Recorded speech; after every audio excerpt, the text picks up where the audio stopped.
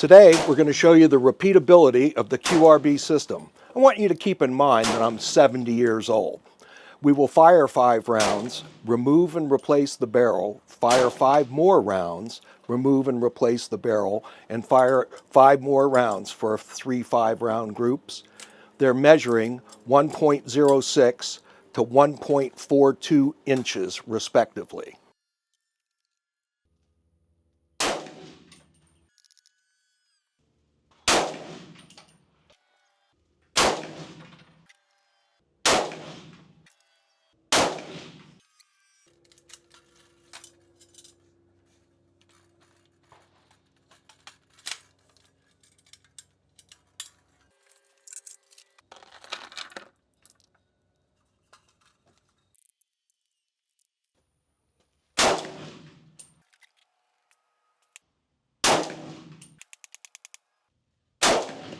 We use the Garmin chronograph to test each of our upper assemblies.